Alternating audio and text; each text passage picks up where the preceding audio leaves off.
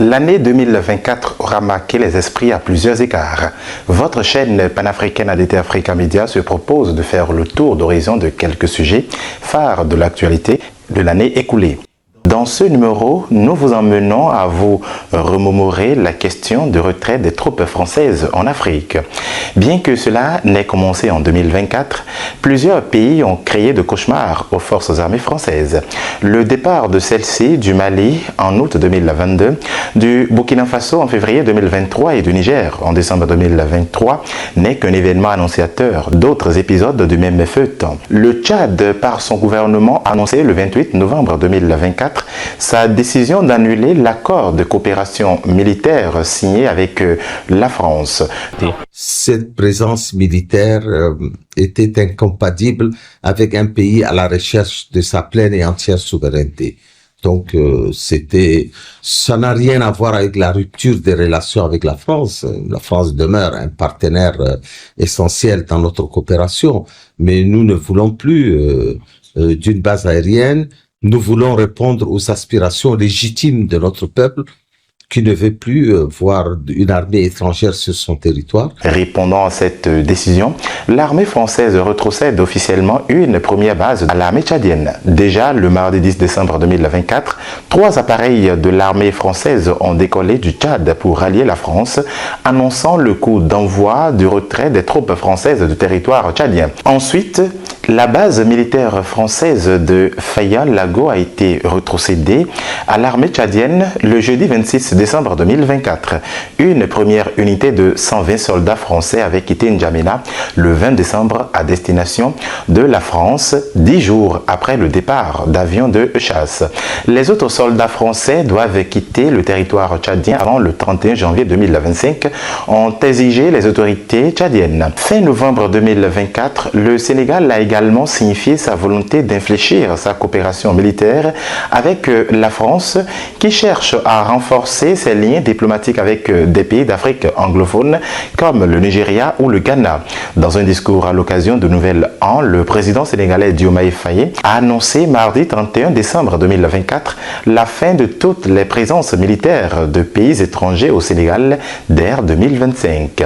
Le Sénégal est un pays indépendant, c'est un pays souverain et la souveraineté ne s'accommode pas de la présence de bases militaires dans un pays souverain. En 65 ans bientôt après notre indépendance, les autorités françaises doivent aussi envisager d'avoir un partenariat dépouillé de cette présence militaire-là, mais qui soit un partenariat riche, un partenariat fécond, un partenariat privilégié et global comme nous l'avons avec beaucoup d'autres pays. La volonté d'aller vers l'absence de présence militaire, pas que de la France, mais de n'importe quel autre pays, ne doit pas être interprétée comme une volonté de rupture de toute relation avec la France. Même son de cloche en cette veille de Nouvel An en Côte d'Ivoire. Le président Alassane Ouattara, dans son discours adressé à la nation, a déclaré que la base militaire française d'Abidjan va être rétrocédée à la Côte d'Ivoire en janvier 2025. Ainsi, le camp du 43e BIMA, le bataillon d'infanterie de marine de Port-Boué, sera rétrocédé aux forces armées de Côte d'Ivoire dès ce mois de janvier 2025. La carte de présence des bases militaires françaises en Afrique se voit ainsi rétrécie. Il ne reste que le Gabon et le Djibouti qui seraient des pays africains abritant des bases militaires françaises sur le continent noir. Au Gabon, la France déploie ses troupes depuis 1960 où le pays a obtenu son indépendance. Ce déploiement se fait conformément aux accords militaires signés en août 1960 entre les deux pays. Les forces françaises au Gabon sont les premières à occuper la base militaire française dans ce pays d'Afrique centrale. Les forces françaises stationnées à Djibouti existent grâce au traité de coopération en matière de défense signé le 21 décembre 2011. Au départ, ces forces comptaient plus de 4000 militaires. Aujourd'hui, l'effectif est passé à 1500 soldats. Elles constituent une plateforme stratégique opérationnelle et logistique et peuvent intervenir en cas de crise dans la sous-région vers l'océan Indien ou le Moyen-Orient.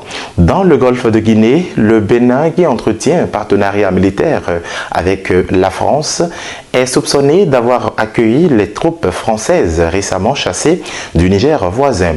Le président nigérien Abdourahmane Tiani a encore réitéré cette même accusation fin décembre 2024.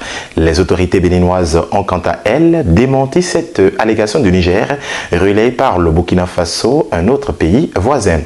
D'abord, je pense que le choix d'avoir une base militaire, une présence militaire étrangère sur un territoire est un choix souverain.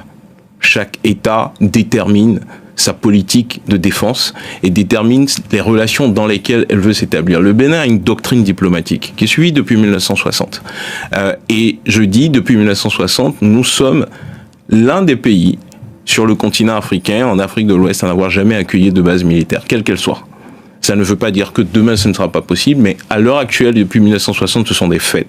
Il n'y a jamais eu de base militaire étrangère au Bénin.